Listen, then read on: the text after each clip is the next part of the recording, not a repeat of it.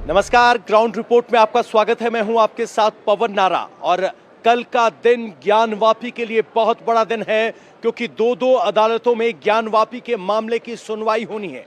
आपको बता दें कि ज्ञानवापी के जिला अदालत में चल रही वाराणसी की जिला अदालत में चल रही ज्ञानवापी सुनवाई पर कल एक अहम दिन है, क्योंकि कोर्ट ने जो फोटो और वीडियो साक्ष्य मिले हैं उन पर दोनों पक्षों की तरफ से आपत्तियां मांगी गई थी। और इसके अलावा दलील इस बात पर भी होगी कि आखिर क्या ये मेंटेनेबल है या नहीं। लेकिन इसके बीच ज्ञानवापी मस्जिद के विवाद के बीच आपको बता दें, बाबा विश्वनाथ मंदिर के पूर्व महंत ने एक बड़ा दावा किया है। महंत का दावा है कि ज्ञानवापी मस्जिद के नीचे भगवान का खजाना छिपा है और उसकी खुदाई के बाद जांच होनी चाहिए और जांच में सब कुछ साफ हो जाएगा। आपको बता दें कि पूर्व महंत कल इस बारे में अदालत में एक याचिका दायर करने वाले हैं। पूर्व महंत से बात की मेरे सहयोगी भास्कर मिश्रा ने। आइए आपको सुनवाते हैं वो क्या दावा कर रहे हैं।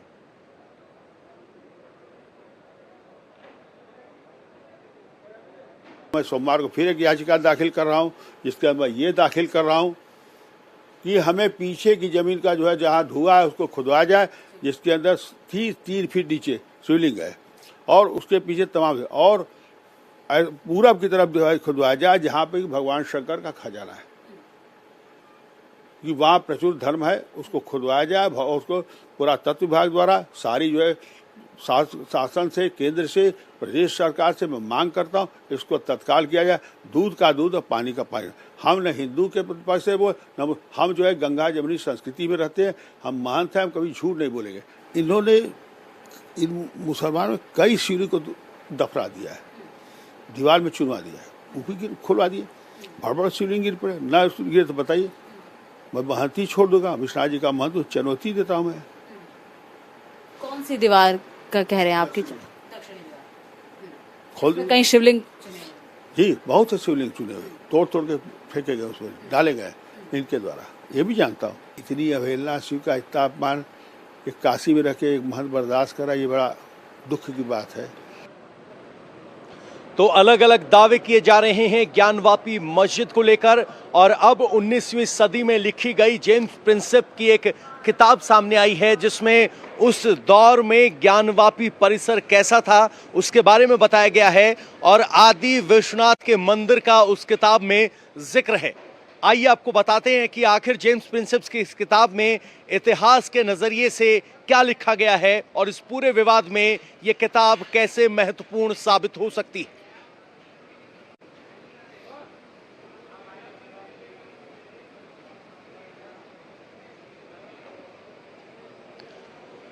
तो जेम्स प्रिंसेप ने अपनी किताब में लिखा है कि मुगलों ने अपने धर्म की जीत के उत्साह में मूल संरचना का एक विशाल मस्जिद में बदलने के लिए एक विधि खोज की, जिसमें मूल ढांचे को मस्जिद में बदला जाता था। आधी दीवारों को नष्ट किए बिना मस्जिद खड़ी की गई। ये जेम्स प्रिंसेप ने 19वीं सदी में आई अपनी किताब में लिखा है। किताब में लिखा गया है कि औरंगजेब की कट्टरता ने इस अधिक प्राचीन शैली के कई अवशेषों को रहने दिया। 1660 में जजिया कर का विरोध करने वालों को सबक सिखाने के लिए प्रमुख शिवालयों को ध्वस्त कर दिया गया। उसी सामग्री और उसी नींव पर मस्जिदें बना दी गई। ये अब भी हिंदू धर्म के अपमान के सबूत के रूप में खड़ी हैं। ये सब बातें जेम्स प्रिंसेप ने अपनी किताब में लिखी थी।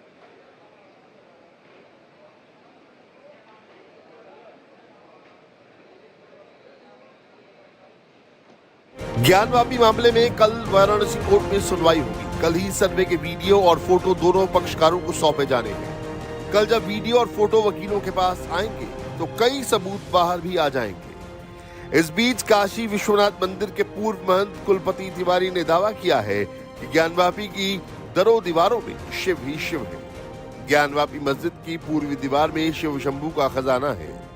कुलपति तिवारी के पूर्वज सदियों से काशी विश्वनाथ के सेवक रहे। खुद कुलपति तिवारी 1992 में ज्ञानवापी मस्जिद के अंदर भी गए थे। कुलपति तिवारी का दावा है कि ज्ञानवापी मस्जिद की दक्षिणी दीवार में एक नहीं बल्कि अनेक शिवलिंग को चुनवाया गया। कईयों को खंडित भी कर दिया गया। अगर आज भी उन दीवारों को जमींदोज किया जाएगा तो असंख्य शिवलिंग प्रकट हो जाएंगे।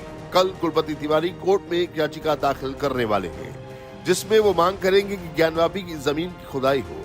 इसके पहले हिंदू पक्ष के वकील विष्णु शंकर जैन ने दावा किया था कि कथित शिवलिंग को चक्री से क्षतिग्रस्त कर दिया गया है। तो देखा आपने किस तरीके से प्रिंसिप्स की किताब में ये सब बातें लिखी गई हैं। आपको बता दें, हिंदू पक्ष के वकील विष्णु जैन की तरफ से अब एक और दावा किया गया है। दावा यह है कि हिंदू मंदिरों को ईशान कोण में बनाने की विधा है और सभी मंदिर ईशान कोण में बने होते हैं, लेकिन मस्जिद ईशान कोण में नहीं बनती। बावजूद इसके ज्ञानवापी मस्जिद ईशान कोण पर बनी हुई है। क्या है ये ईशान कोण की गुत्थी? आइए आपको सुनवाते हैं विष्णु जैन क्या कह रहे हैं। मेरे साथ में मौजूद हैं विष्णु शंकर जैन जी। सर, सबसे पहले बात करना चाहूंगी, जितने भी आपने पिटिशंस दिए हैं तो उनमें एक बात निकल कर आती है कि जो परिसर है वो हो सकता है ईशान कोण पे बने हो, उसकी जो पूरी पॉसिबिलिटी वहाँ दिखती है। तो क्या ऐसा संभव है कि वो ईशान कोण पे बने हो? क्योंकि ईशान कोण जो है वो बहुत ही पवित्र जगह मानी जाती है, अगर बात करें हम हिंदू धर्म से जुड़ी हुई। देखिए, अगर आप राम मंदिर के केस को एनालाइज करेंगे तो राम मंदिर के केस में जितने भी प्रूफ्स दिए गए स्कंद पुराण में, तो स्कंद पुराण में यही कहा गया कि जो मंदिर है वो ईशान कोण पे स्थित है। स्पेसिफिकली स्कंद पुराण में ये बात मेंशन थी कि भगवान राम का जन्म ईशान कोण पे हुआ था और वहीं पे मंदिर स्थित है, और जो सरयू में स्नान करके उस मंदिर के दर्शन करता है वो मोक्ष का लाभार्थी होता है। ये राम मंदिर के केस पे सुप्रीम कोर्ट के सामने हमने इस स्कंद पुराण के चैप्टर्स रखे थे। तो ईशान कोण डेफिनेटली हमारे लिए बहुत बड़ी एक मैथोलॉजिकल इंपॉर्टेंस रखता है। ईशान कोण एक बहुत पवित्र स्थल माना जाता है और जहाँ पे हमारे बहुत सारे मंदिर और बहुत सारी संरचनाएं और आर्किटेक्चर के रूप से वहाँ पे बहुत सारे मंदिरों का डेवलपमेंट होता रहा है पास्ट में। तो अगर आपको आज ये मिलता है कि बहुत सारे जो हमने केसेस फाइल किए हैं और ये पता चलता है कि वो मंदिर ईशान कोण में है, तो वो कोई अभिशोक्ति नहीं होगी, क्योंकि ये एक हमारे आर्किटेक्चर का थीम रहा है कि सारे मंदिर ईशान कोण में किए जाएं। उसका कारण ये है, इसके पीछे भी एक साइंटिफिक रिसर्च है कि ईशान कोण पे सबसे ज्यादा पॉजिटिविटी होती है और इसीलिए ईशान कोण पे ही सारे मंदिरों का निर्माण किया जाता है। सबसे पवित्र स्थल माना जाता है सारे डायरेक्शंस में, तो ये भी एक बहुत बड़ा कारण हो सकता है। तो मैं चाहूंगी कि दर्शक हमारे देखें भी कि ईशान कोण जो है ये किस डायरेक्शन में होता है, अगर आप जी, ये है ईशान कोण, ये ईशान कोण है जी। तो यानी कि जो राम मंदिर की बात, वो ईशान कोण पे ही था। ईशान कोण पे ही उसका मेन गर्भगृह था और सरयू नदी यहाँ पे थी, और जो यहाँ से स्नान करके ईशान कोण पे जो मंदिर है उसके दर्शन करता था मोक्ष का लाभार्थी होता था। ये स्कंद पुराण में लिखा हुआ है। तो ईशान कोण तो हमारे लिए बहुत महत्वपूर्ण स्थल रहा है। इस पूरे मैप से भी आप उसको समझ सकती हैं। और जैसा कि मैंने बताया कि इसके ऊपर काफी लिटरेचर और आर्किटेक्चर है, और हमारे हिंदू आर्किटेक्चर में ज्यादातर मंदिर और ज्यादातर चीजें ईशान कोण पे ही बनती हैं। सबसे पवित्र स्थल माना जाता है। सर, बात करें टीला मस्जिद है या भोजशाला में है, तो वहाँ पर भी जो है ये दिखता है कि वहाँ पर भी जो ईशान कोण जो डायरेक्शन है उस जगह बने हैं। जी बिल्कुल, जैसा कि मैंने आपको बताया कि ईशान कोण सबसे अच्छा स्थान माना जाता है किसी भी शुभ काम को करने के लिए। जैसे अगर आप पूजा पाठ करते हैं तो सबसे पहले गणेश जी की पूजा करते हैं, उसी तरह से हिंदू आर्किटेक्चर और हिंदू मंदिर में सबसे इम्पोर्टेंट यही होता है कि जब आप मंदिर बना रहे हैं तो कौन से एरिया में बनाए जहाँ पे सेंटरम और गर्भगृह हो और उसकी ईशान कोण पे स्थिति हो। तो इसीलिए ईशान कोण चूज किया जाता है। इनफैक्ट राम मंदिर में भी जब ये आर्किटेक्चर और लार्सन एंड टर्बो से सारे डिस्कशन चल रहे थे तो ईशान कोण का भी जिक्र आया था, और वो उसको अपने आर्किटेक्चर में आई एम होपफुल कि वो उसको इंक्लूड कर रहे हैं कि ईशान कोण पे ही उसका सेंटर रखा जाएगा, क्योंकि वो सबसे ज्यादा पवित्र स्थल माना जाता है। सर, इसमें ये क्या नजर आता है ऐसे, जब हम देखते हैं कि जितने भी विवादित मस्जिद हैं वो उस डायरेक्शन में हैं, तो इससे क्या निकल कर आता है? इससे निकल के ये आता है कि अगर आप किसी भी आज की मस्जिद को देखेंगे तो हमेशा वो काबा की तरफ फेस करके नमाज पढ़ते हैं। कोई भी मस्जिद ऐसी नहीं होगी जो ईशान कोण की तरफ फेस करके नमाज होगी। अगर इनफैक्ट मुस्लिम्स घर पे भी नमाज पढ़ते हैं तो वो काबा की तरफ फेस करके नमाज पढ़ते हैं।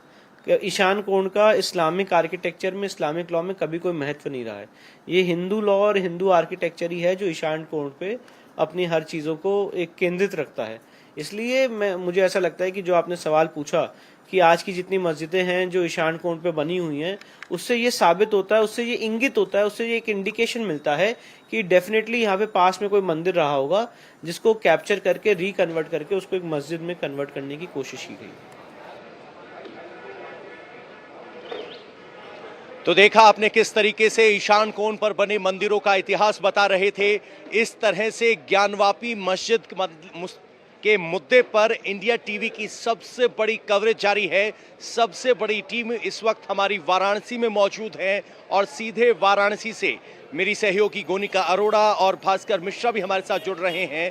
गोनिका, सबसे पहला सवाल ये कि कल की सुनवाई में क्या जो ऑब्जेक्शंस मांगे गए हैं वो ऑब्जेक्शन फाइल किए जाएंगे या 7-11 की ऑब्जेक्शन के तहत पहले उसकी मेंटेनेबिलिटी पर चर्चा होगी?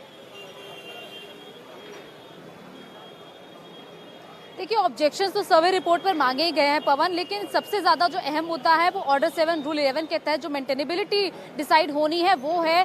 सर्वे की रिपोर्ट पर डिस्कशन या किसी और एप्लीकेशन पर डिस्कशन बाद में होगा, लेकिन सबसे पहली प्रायोरिटी पर जो सुनवाई हो रही है डिस्ट्रिक्ट कोर्ट में वो मेंटेनेबिलिटी पर हो रही है। और 26 तारीख को सुनवाई हो चुकी, उसके बाद 3 दिन का गैप अब हुआ और अब कल सुनवाई होनी है। मुस्लिम पक्ष ने उस दिन अपनी दलीलें रखी, लेकिन अभी मुस्लिम पक्ष की दलीलें जारी रहेंगी जब कल सुनवाई होगी। और कल भी क्योंकि 2 घंटे का वक्त है, उसमें मुस्लिम पक्ष को अपनी दलीलें पूरी करनी है। कल भी मुस्लिम पक्ष अपनी दलीलें पूरी कर पाए या नहीं कर पाए यह भी अभी देखना होगा, क्योंकि एक 72 घंटों की पूरी प्लेंट वो कोर्ट में पढ़ रहे हैं। उसके 12 पन्ने उन्होंने अभी तक पढ़े हैं, बाकी के पन्ने अभी बाकी है और एक एक पंक्ति को बाकायदा कोर्ट में पढ़ रहे हैं। इसके अलावा हिंदू पक्ष की तरफ से दोनों पक्षों को अपनी दलीलें रखनी है, फिर चाहे वो विष्णु शंकर जैन हो या फिर दूसरी तरफ राखी सिंह के वकील हो। ऐसे में वो भी अपनी दलीलें पूरी करेंगे। उसके बाद एडवोकेट कमिश्नर से अगर कोर्ट को कुछ पूछना होगा तो उनको भी कोर्ट में मौजूद रहने के लिए कहा गया है। ऐसे में अभी एक काफी लंबा प्रोसेस है, लेकिन सबसे पहली प्रायोरिटी यही रहेगी कि मेंटेनेबिलिटी पर डिस्कशन हो रहा है। मेंटेनेबिलिटी पर जब सुनवाई हो रही है तो उसमें एक एक प्लेंट की पंक्ति पर बाकायदा डिस्कशन होता है और यही मुस्लिम पक्ष कर रहा है। जबकि विष्णु जैन ने कहा था कि काफी धीमे वो पढ़ रहे हैं, वो थोड़ा टाइम ज्यादा ले रहे हैं, लेकिन क्योंकि ये गोनिका, आपको इस वक्त रोकना चाहेंगे। इस वक्त एक बड़ी खबर आ रही है हरिशंकर जैन की तरफ से।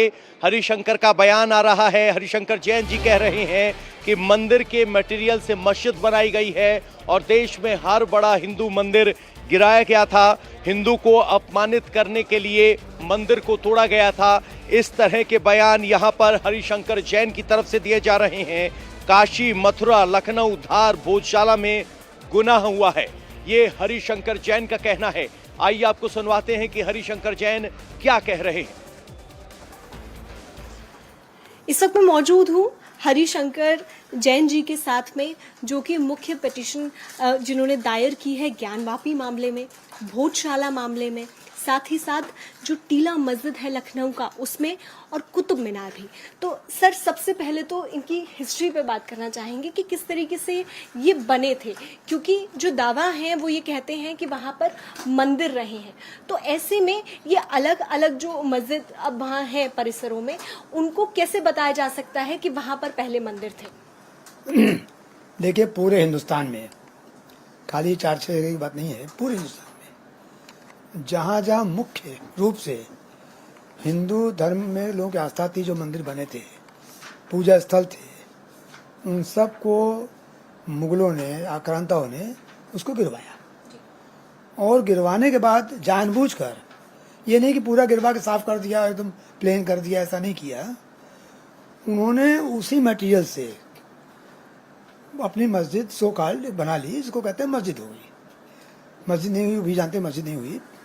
उनका पर्पज मस्जिद बनाना नहीं था, उनका मतलब था कि मूर्ति लगा दी, उल्टी तोड़ दिया, डिग्रेड कर दिया, ताकि हिंदू दूर से देखता रहे और अपने आप को हीन समझे, दबा हुआ समझे, गुलाम समझे कि ये जो है हमारे भगवान को इन्होंने ओवर पावर कर लिया है।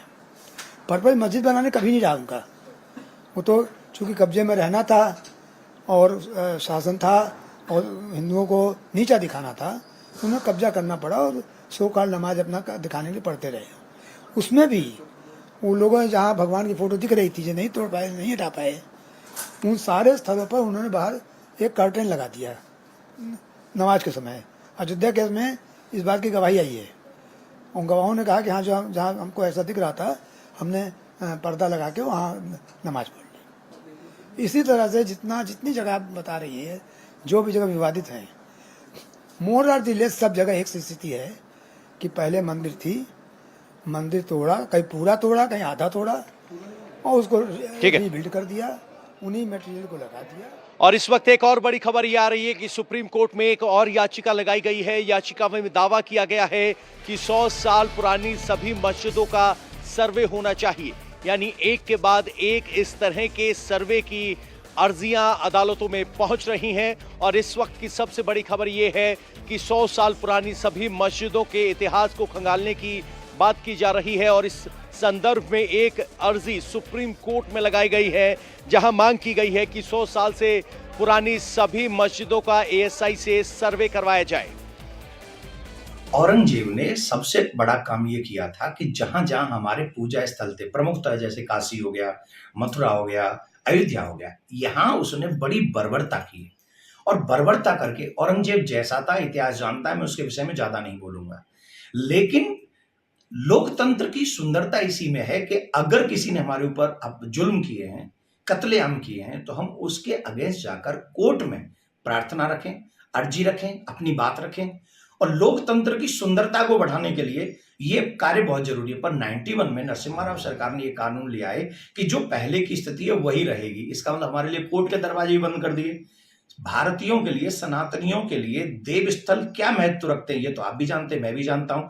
लेकिन उनको भी अगर हम मथुरा में जन्मभूमि पे जाके सेवा नहीं कर सकते, काशी में जाके नहीं गौरी देश पूजन कर सकते, तो इससे जो हमारी भावनाएं हर्ट हो रही हैं, कष्ट मिल रहा है, उसको हम लोग अगर कोर्ट में नहीं रखेंगे तो कहां रखेंगे। इसलिए लोकतंत्र की सुंदरता को बनाए रखने के लिए हम कोर्ट गए हैं और सुप्रीम कोर्ट से प्रार्थना की है, हमने अर्जी दाखिल की है और हम चाहते हैं कि ये लोकतंत्र की सुंदरता बनी रहे। अगर कोर्ट के दरवाजे बंद हो गए तो फिर लोकतंत्र नहीं बचेगा। के मामला सामने आने के बाद अब एक के बाद एक अर्जी अदालत के दरवाजे तक पहुंच रही है। इंडिया टीवी हर वक्त हर जगह डाउनलोड करने के लिए सर्च करें India TV news Google play store या ऐप स्टोर पर।